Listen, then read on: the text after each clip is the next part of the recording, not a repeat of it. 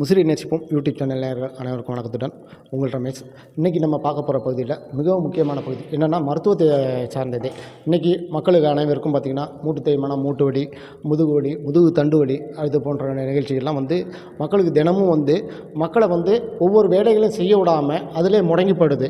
அந்த மாதிரி நிகழ்ச்சிகளில் நம்ம மக்கள் சோர்ந்து போயிடுறதுனால இப்போ மருத்துவர் சென்னையிலேருந்து வந்திருக்காங்க. திருச்சியின் பிரபல மருத்துவத்துறையான அட்லஸ் மருத்துவமனையிலையும் பணியாற்றிட்டு இருக்காரு டாக்டர் அபிலாஷ் சார் அவர்களை நம்ம சந்தித்து அவர் சிறப்பு மருத்துவராக இந்த மூட்டு சம்பந்தமான நிகழ்ச்சிகளுக்கெல்லாம் சிறப்பு மருத்துவராக இருக்காங்க. அவங்கள்ட்ட இந்த மூட்டு வலிகள்லாம் எப்படிலாம் வருது, அதுக்குண்டான தீர்வுகள்லாம் என்ன, அதுக்குண்டான உணவு முறைகள் என்னென்னு கேட்டு தெரிஞ்சுக்கலாமாங்க. சார் வணக்கம் சார், உங்களை பற்றி ஒரு அறிமுகத்தை சொல்லிக்கணும் சார். என் பேர் டாக்டர் அபிலாஷ் சைமன். நான் சென்னையில் இருக்கேன். திருச்சி அட்லஸ் ஹாஸ்பிட்டலில் ஒர்க் பண்ணுறேன்.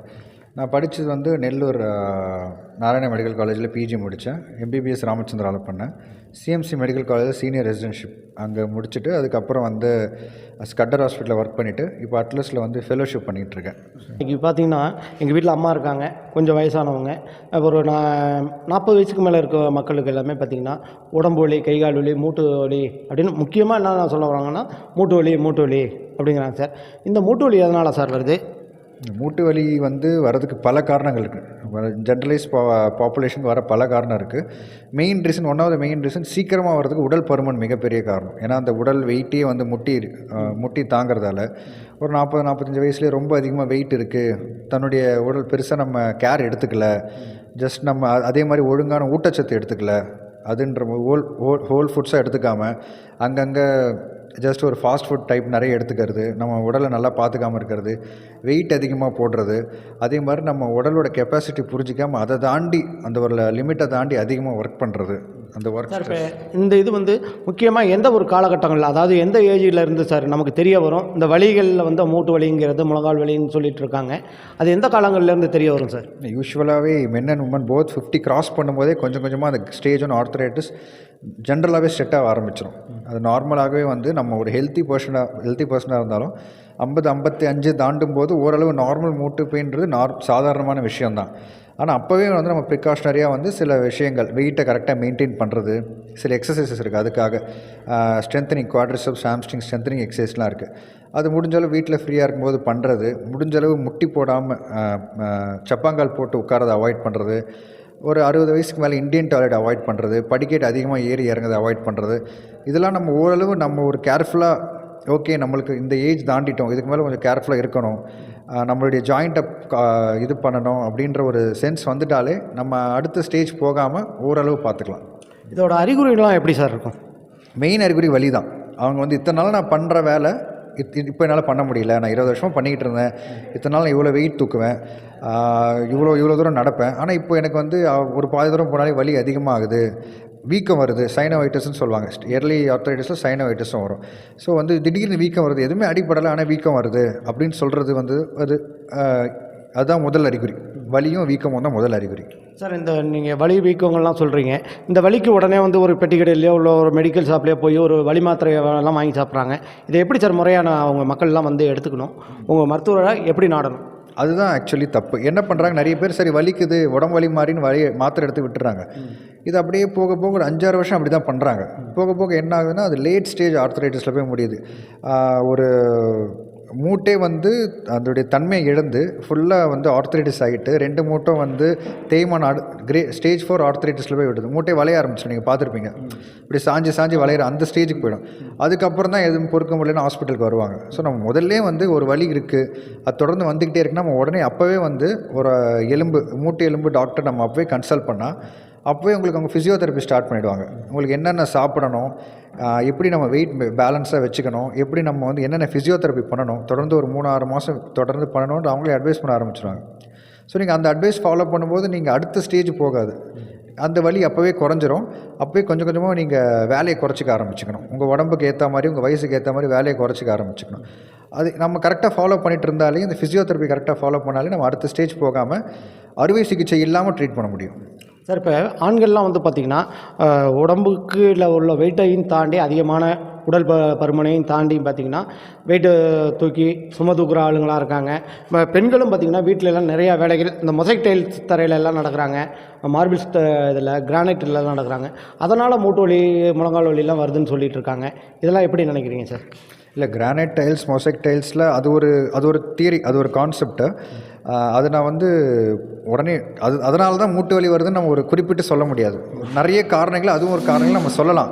But it's not prove. நம்ம ஒரு பேப்பர் இருக்குது, மொசைக் டைல்ஸ் நடக்கிறதால தான் மூட்டு வலி வருது நம்ம ரொம்ப தெளிவாக சொல்லிட முடியாது.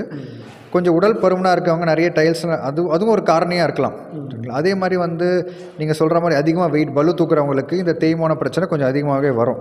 ஏன்னா வந்து இளமையாக இருக்குது, ஒரு 40 வயசு வரைக்கும் அவங்க எவ்வளோ வெயிட்டை தூக்கினாலும் அவங்களுக்கு எதுவும் உங்களுக்கு சிம்டம்ஸ் தெரிஞ்சிருக்காது.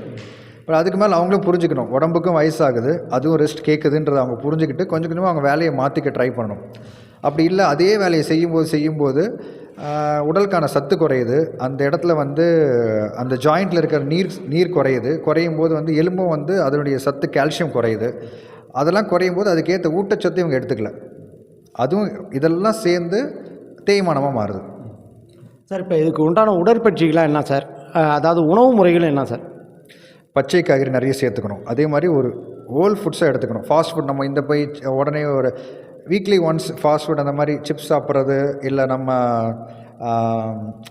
இந்த இதில் சூப்பர் மார்க்கெட்டில் கிடைக்க ஜங்க் ஃபுட் சாப்பிட்றது, இதெல்லாம் வந்து ஒரு டெய்லி பழக்கமாக வச்சுக்கக்கூடாது. ஏன்னா நம்ம அதில் சாப்பிட்டா நமக்கு சேட்டிட்டி வரும், பசி இருக்காது. பட் அதிலிருந்து அதுக்கான ஆகாரம் இருக்காது, உடம்புக்கான கால்சியமோ இல்லை அதுக்கான தேவையான நியூட்ரியன்ஸ் எதுவுமே வராது நம்ம உடம்புல வந்து. அதே மாதிரி வந்து அடிக்கடி பிளட் டெஸ்ட் பண்ணி பார்க்கணும். வருஷத்துக்கு ஒரு முறையாவது 45 கிராஸ் பண்ணிட்டீங்கன்னா நீங்கள் வந்து உங்களுக்கு ரத்த சோகை இருக்கா, இல்லை வந்து வேறு ஏதாவது பிரச்சனை இருக்கா, கால்சியம் குறைபாடு இருக்கா உடம்புல.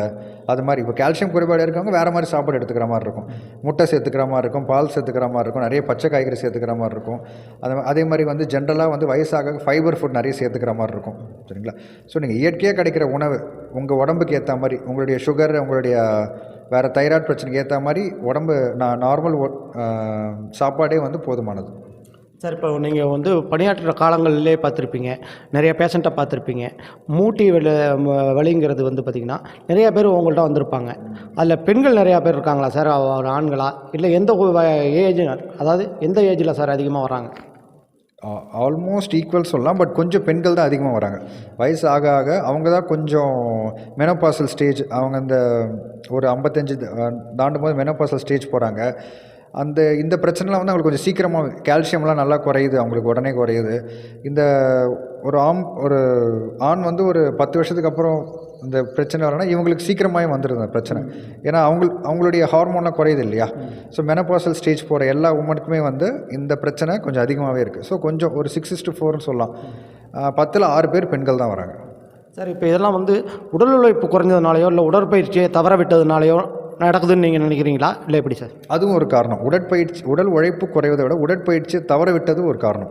சரிங்களா? ஏன்னா வந்து உடற்பயிற்சி செஞ்சுக்கிட்டே இருந்தால் ஓரளவு வெயிட் கண்ட்ரோலில் இருந்திருக்கும். சரிங்களா? அதே மாதிரி அந்த உடம்பும் அதுக்கேற்ற மாதிரி பழகிருக்கும். நீங்கள் எதுவுமே பண்ணல, இத்தனை வருஷம் செடென்ட்ரியாக இருந்துட்டு திடீர்னு உடற்பயிற்சி பண்ணும்போது அதுவும் கஷ்டமாக தான் இருக்கும். ஸோ உடற்பயிற்சியை தவற விட்டது ஒரு காரணம், மெயின் காரணம்.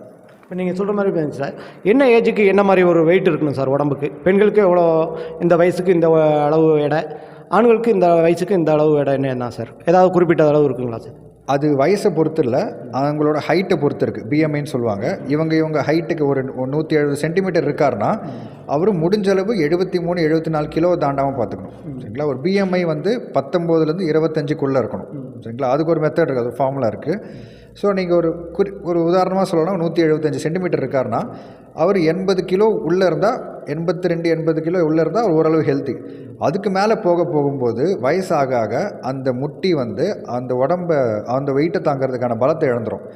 அது இழந்திருக்கும் போது கொஞ்சம் கொஞ்சமாக தேய்மான ஒரு ஸ்டேஜ், 2 ஸ்டேஜ், 3 ஸ்டேஜ் போய் கடைசியில் ஆப்ரேஷனில் கொண்டு வந்து விட்டுரும். சார் இப்போ பெண்கள் வந்து பார்த்திங்கன்னா அதிக வேலைகள்லாம் செய்கிறாங்க, வீட்டுக்குள்ளேயே அதிக தடவை நடக்கிறாங்க, மளிகை ஜாமான்ல எடுக்கிறதுல, கிச்சனில் தண்ணி பிடிக்கிறது, எல்லா வேலைகளிலுமே செஞ்சுட்டு இருக்காங்க. இப்போ அவங்களுக்கு வலி வருது, அவங்க என்ன பண்ணிடுறாங்கன்னா ஒரு சின்ன வலி மாத்திரையோ இல்லை தைலமோ தடவிக்கிறாங்க. அவங்களுக்குலாம் நீங்கள் கண்டிப்பாக என்னென்னத்தெல்லாம் பின்பற்றணும்னு சொல்கிறீங்க சார்? உங்களுக்கு வலி வந்துட்டே இருக்குது, ஒரு தொடர்ந்து ஒரு வாரமாக 10 நாள் வலி இருக்குன்னா தயவு செஞ்சு கவுண்டரில் போய் மாத்திரை வாங்காதீங்க. ஒரு ஆர்த்தோபெடிஷனை கன்சல்ட் பண்ணுங்கள். ஏன்னா பக்கத்தில் இப்போ நிறைய ஹாஸ்பிட்டல்ஸ் வந்துருச்சு, எல்லாமே இட்ஸ் அவைலபிள் ஃபார் எவ்ரிபடி. ஒரு ஆர்த்தோபெடிஷன் கன்சல்ட் பண்ணி அவர் எக்ஸ்ரே எப்படியும் அட்வைஸ் பண்ணுவார். எக்ஸ்ரே பார்த்துட்டு உங்களுக்கு தேய்மானம் எப்படி இருக்குது, நீங்கள் என்னென்ன பண்ணணும், உணவு முறை எப்படி மாற்றிக்கணும், நீங்கள் என்னென்ன எக்ஸசைஸ் பண்ணணும், எந்தெந்த வேலை பண்ணக்கூடாதுன்னு அவர் அட்வைஸ் பண்ணுவார். ஸோ நீங்கள் அந்த ஸ்டேஜிலேருந்து அப்படியே ஆரம்பிச்சிங்கன்னா நீங்கள் அப்படியே வலி குறைய ஆரம்பிச்சிடும், எக்ஸசைஸ் பண்ண ஆரம்பிச்சிருவீங்க. அதுக்கப்புறம் வந்து உங்களுக்கு வேறு ஃப்யூச்சரில் வேறு பிரச்சனை வராமல் பார்த்துக்கலாம். நீங்கள் உடனே எவ்வளோ சீக்கிரம் டாக்டர் கன்சல்ட் பண்ணுறீங்களோ அவ்வளோ சீக்கிரம் வந்து அதுக்கப்புறம் வேறு பிரச்சனையை அவாய்ட் பண்ணுவீங்க. நல்ல கருத்துக்களெல்லாம் சொன்னீங்க சார். இன்னொரு கருத்துக்கு சார், இப்போ வளர்ந்து வரும் சமுதாயம் இளைஞர் சமுதாயம், இந்த இளைஞர் சமுதாயத்துக்கு நீங்கள் என்னென்னலாம், அதாவது நோய் நொடி இல்லாமல் வாழ்கிறதுக்கு என்னென்னலாம் நீங்கள் சொல்ல விரும்புகிறீங்க சார்? இப்போ நிறைய அவேர்னஸ் இருக்குது, குட் அவேர்னஸ் நிறையவே இப்போ போயிட்டுருக்கு. நானும் கொஞ்சம் அந்த ஸ்டேஜ், நானும் ஒரு இளைஞர் சமுதாயம் தான். ஸோ வந்து மற்றவங்கள மாதிரி நம்மளும் கற்றுக்கிட்டு தான் இருக்கோம். எனக்கு தெரிஞ்ச ஒரு ஃப்ரெண்ட்லி அட்வைஸ் என்னென்னா, பி ஆல்வேஸ் ஆக்டிவ். முடிஞ்ச அளவு வந்து எவ்வளோ வேலை இருந்தாலும், எவ்வளோ லேட்டாக வந்தாலும், எவ்வளோ ஸ்ட்ரெஸ் இருந்தாலும், அன்றைக்கி நம்மளால் முடிஞ்ச ஒரு 25 மினிட்ஸ் நான் ஆக்டிவாக ஏதாவது எக்ஸசைஸ் பண்ணேன், நான் ஒரு கார்டியோ எக்ஸசைஸ் பண்ணேன், நான் வெயிட் லிஃப்ட் பண்ணேன், நான் என்னுடைய வெயிட்டை செக்கில் வச்சுக்கிட்டேன், அட்லீஸ்ட் ஒரு டெய்லி ஒரு 1/2 hour ஆகுது ஆக்டிவாக ஏதோ ஒரு எக்ஸசைஸ் பண்ணுங்கள். அது உங்களுக்கு பிற்காலத்தில் ரொம்ப உபயோகமாக இருக்கும். இப்போ உங்களுக்கு அதுக்கான வித்தியாசம் உடனே தெரியலனாலும் லாங் டேர்ம்லி you will feel better because of it. Sir, இப்போ நீங்கள் சொன்னதில் ஒரு அருமையான கருத்தை சொன்னீங்க சார். அதை வச்சே நாங்களும் கேட்குறோம் சார். இன்றைக்கி இருக்கவங்களாம் பார்த்தீங்கன்னா ஒரு டிவி பார்த்துக்கிட்டோ இல்லை செல்ஃபோனை பார்த்துக்கிட்டோ இரவு, அதாவது ரொம்ப நேரங்கள்லாம் தாண்டிலாம் தூங்குறாங்க. இதனால் என்ன ஒரு இதெல்லாம் நடக்கும்னு நினைக்கிறேன்? நிறைய ஸ்டடீஸ் கூட சொல்லுது, நீங்கள் 11 மணிலேருந்து அந்த 4 மணி வரும் எத்தனை நாள் அதிகமாக தூங்காமல் இருக்கீங்களோ அது வந்து உங்களுடைய கார்டியாக் டிசீஸ் வர்றதுக்கான ரிஸ்க் பர்சன்டேஜ் அதிகமாகுதுன்னு சொல்கிறாங்க. சரி, அதாவது நீங்கள் இப்போது மாதத்தில் ஒரு 2 நாள் 3 நாள் லேட்டாக 12 மணிக்கு தூங்குறீங்கன்னா பரவாயில்ல. பட் அதுவே உங்களுக்கு பழக்கமாகிடுது, அந்த நீங்கள் இன்ஸ்டாவில் ரீல்ஸ் பார்த்துக்கிட்டு இல்லை ஏதோ ஒரு சோஷியல் மீடியாவில் இருந்துக்கிட்டே இருக்கீங்க, 12:30 இஸ் மை நார்ம், அந்த மாதிரி தான் நான் தூங்குவேன்னா போக போக வந்து அது உங்களுக்கு ஃப்யூச்சரில் அது இதே பிரச்சனை கொடுக்கறதுக்கான வாய்ப்பு இருக்குன்னு சொல்கிறாங்க. அதே மாதிரி நீங்களும் ஸ்ட்ரெஸ்ஃபுல்லாக இருப்பீங்க. ஒரு 7 to 8 hours தூங்கினா தான் நார்மல் மனுஷன் அடுத்த நாள் வந்து கொஞ்சமாக உற்சாகமாக அவனுடைய வேலையை ஆரம்பிக்க முடியும். நீங்களே வந்து நான் 2 மணிக்கு தூங்கிட்டு 8 மணிக்கு எழுந்துக்கும் போது நீங்களே வித்தியாசத்தை பார்ப்பீங்க. ஒரு மாதிரி சோம்பலாக இருப்பீங்க, ஒரு மாதிரி எரிச்சலாக இருப்பீங்க. அது வந்து போக போக போக போக அது வந்து ஒரு ஸ்ட்ரெஸ்ஸாக மாறும், ஆங்ஸைட்டியாக மாறும், டிப்ரெஷனாக மாற வாய்ப்பு இருக்குது. அது உங்கள் உடல்லையும் அது பிரச்சனையாக மாற வாய்ப்பு இருக்குது. அருமை சார். முசிறி நேஷனல் யூடியூப் சார்பாக உங்களுக்கு நன்றிகளே வாழ்த்துக்களையும் தெரிவிச்சுக்கிறோம் சார். நன்றி.